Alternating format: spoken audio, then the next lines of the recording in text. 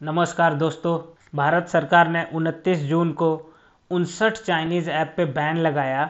तो ये अभी बहुत ही चर्चा का विषय हो गया है। इस बैन का क्या रिएक्शन होने वाला है, इसमें भी दो गुटों में बंटवारा हो गया है। कई लोग बोलते हैं कि ये मोदी सरकार का वर्चुअल सर्जिकल स्ट्राइक है, तो कई लोग तो ये बोलते हैं कि क्या इस बैन से चाइना की फोर्स गालवान वैली में पीछे हट जाएगी। तो हम आज के वीडियो में इन्हीं सब टॉपिकों को विस्तार से देखेंगे। तो शुरू करते हैं हम आज का video. How will the ban of TikTok and other Chinese app will be enforced and what will be the impact. तो इस बैन का लीगल बेसिस क्या है। तो भारत सरकार ने इंफॉर्मेशन टेक्नोलॉजी एक्ट 2000 के सेक्शन 69 का हवाला देते हुए इस बैन को लगाया है। इसके तहत पब्लिक द्वारा किसी भी कंप्यूटर रिसोर्स के जरिए जानकारी एक्सेस करने पर केंद्र सरकार या उसके अंग रोक लगा सकती है। और ये जो बैन होगी ये इंडिया की integrity, security of state, defence of India माने कि भारत की सुरक्षा और संप्रभुता को ध्यान में रखते हुए लगाया जा सकता है। इस बैन में भारत सरकार ने सीधे सीधे चाइना का नाम तो लिया नहीं है, लेकिन मिनिस्ट्री ऑफ इंफॉर्मेशन टेक्नोलॉजी ने कहा है कि उन्हें कई कंप्लेन ऐसे रिसीव हुए हैं जिसमें चाइनीज़ मोबाइल ऐप जो है वो डेटा का मिसयूज़ कर रहे हैं, उनकी चोरी कर रहे हैं और उसे ट्रांसमिट कर रहे हैं अनऑथराइज्ड मैनर में इंडिया से बाहर। तो ये बैन इन्फोर्स कैसे किया जाएगा। तो नोटिफिकेशन के बाद जो आईएसपी मतलब इंटरनेट सर्विस प्रोवाइडर्स हैं उनको ये सूचना दी जाएगी कि वे ये सभी 59 ऐप्स को ब्लॉक कर दें। और साथ ही साथ गूगल और एप्पल को भी यह सूचना दी गई है कि वो इंडियन यूजर्स के लिए अपने प्ले स्टोर से इन सभी ऐपों को हटा दें। इसके बाद यूजर्स जो होंगे वो जब भी एक्सेस करना चाहेंगे इन ऐप्स को तो उनको एक रेस्ट्रिक्टेड मैसेज आएगा जिसमें लिखा रहेगा कि वो एक्सेस नहीं कर सकते हैं क्योंकि ये गवर्नमेंट के रिक्वेस्ट पे बैन किया गया है। साथ ही साथ कुछ ऐप्स जिनको कि लाइव फीड सर्वर चाहिए होता है किसी भी पर्पस के लिए, जैसे कि टिकटॉक, यूसी न्यूज़, उनको यूजर्स अभी भी यूज़ कर सकते हैं उन ऐप्स को, लेकिन विदाउट एक्टिव इंटरनेट कनेक्शन। बिना इंटरनेट के इन ऐप्स को यूज करना चाहते हैं तो तभी वो इस ऐप्स को यूज कर सकते हैं और फर्दर डाउनलोड्स जो है वो ब्लॉक हो जाएगा एप्पल के ऐप स्टोर से और गूगल के प्ले स्टोर से। तो इस बैन का क्या इम्पैक्ट पड़ेगा। तो सबसे पहले तो इसमें यह है कि बहुत सारे जो इसमें ऐप है जैसे कि टिकटॉक है, यूसी ब्राउज़र है और कैम स्कैनर है, वो सब काफ़ी पॉपुलर हैं इंडिया में और उनका एक्टिव यूजर्स भी जो है वो कंट्री में बहुत ज़्यादा है। ये जो यूजर्स हैं वो सिमिलर टाइप के ऐप्स पे शिफ्ट करना शुरू करेंगे, जैसे कि अगर सोशल मीडिया प्लेटफॉर्म के लिए हम देखें तो वो हेलो और लाइकी पे शिफ्ट कर सकते हैं, वीडियो चैट ऐप के लिए वो बिगो पे शिफ्ट कर सकते हैं। और इसका निगेटिव एक इम्पैक्ट ये पड़ेगा कि ये जो बहुत सारे ऐप्स जो बैन हुए हैं तो कई ऐप्स के ऑफिस हैं और बहुत ज़्यादा एम्प्लॉय हैं इंडिया में, तो इससे फ्यू थाउजेंड्स ऑफ जो जॉब है वो भी लॉस हो सकता है। तो ये लिस्ट है 59 ऐप्स के जो कि इंडियन गवर्नमेंट ने बैन किया है, जिसमें अगर हम देखें तो यूजर बेस में जो है सबसे ज़्यादा यूजर बेस जो है 3 के पास है, टिकटॉक के पास है, शेयरइट के पास है, यूसी ब्राउज़र के पास है।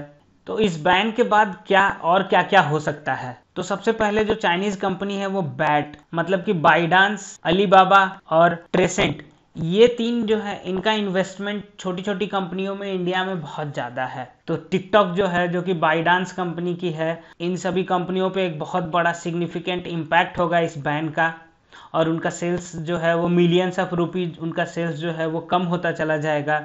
तो गलवान में भारत और चीन की सेनाओं के बीच जो टकराव चल रहा है उसको छोड़ के भी ग्लोबली ये चर्चा शुरू हो गई है कि चाइना जो है वो privacy as well as cyber security दोनों के लिए खतरा बनते जा रहा है।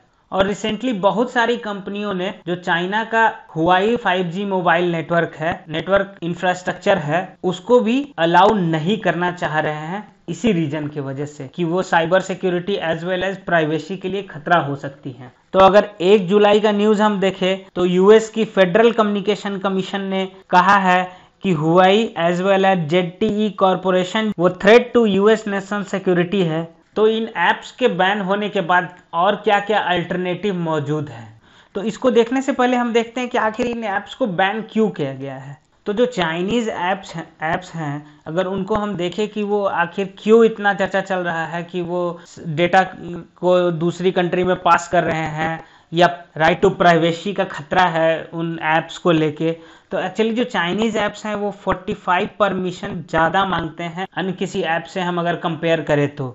और जैसे कि शेयर इट है या यूसी ब्राउज़र है, वो कैमरा और माइक्रोफोन दोनों का परमिशन मांगते हैं। इससे है क्या, ये कॉन्स्टेंटली 24 आवर जो है वो मॉनिटरिंग करते रहते हैं। और ये जो बैट है, बाइडांस, अलीबाबा एंड टेंसेंट जो कंपनियां हैं, इनके बारे में ये है कि जो चीनी सेना है और कम्युनिस्ट पार्टी ऑफ चाइना है, इससे इनका गुप्त समझौता है और इसके थ्रू ये जो जितनी भी डेटा हैं वो इनके साथ शेयर करते हैं।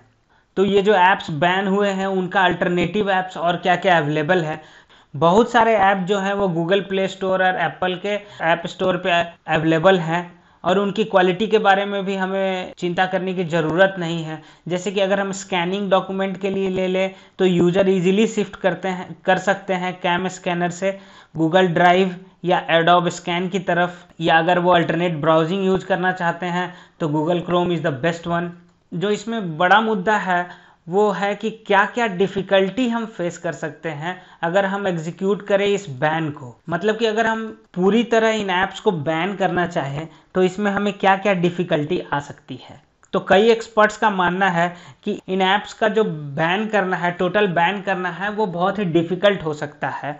जैसे कि अगर एप्पल के ऐप स्टोर से और गूगल के प्ले स्टोर से इन ऐप्स को हटा दिया जाएगा, जो कि कंपनियां इन दोनों पे अपना ऑफिशियल वर्जन अपलोड करती हैं, तब भी यूजर्स जो हैं वो अनऑफिशियल वर्जन जो है वो डाउनलोड कर सकते हैं वेब से।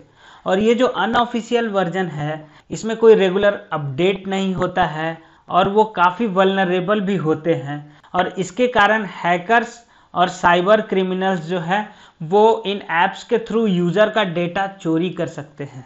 कुछ एक्सपर्ट्स का तो ये भी मानना है कि ये फिजिबल नहीं है पूरी तरह बैन करना, क्योंकि अगर इंटरनेट सर्विस प्रोवाइडर्स को कहा जाए कि टोटली बैन कर दो इन ऐप्स को, तो उनको सारे होस्ट नेम को ब्लॉक करना होता है और इससे कई बार जो है वो ओवर ब्लॉकिंग हो जाता है, जो कि दूसरे ऐप्स को भी इम्पैक्ट करता है।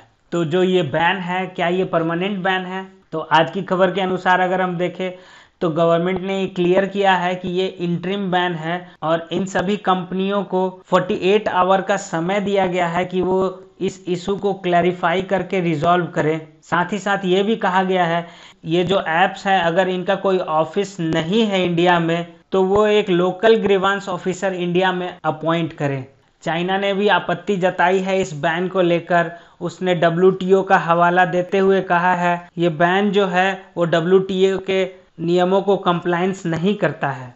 लेकिन ये बात तो जग जाहिर है कि चाइनीज़ कंपनी जो है वो डेटा की चोरी तो करती ही है, साथ ही साथ यूजर्स की प्राइवेसी का भी बहुत बड़ा हनन करती है। तो इन सभी बातों को देखते हुए चाइना को अपनी इस पॉलिसी में सुधार करने की आवश्यकता है। तो इसी के साथ ये वीडियो समाप्त होता है। अगर ये वीडियो आपको पसंद आया हो तो हमारे इस वीडियो को लाइक करें, हमारे चैनल को सब्सक्राइब करें और इसे ज़्यादा से ज़्यादा शेयर करना ना भूलें। धन्यवाद।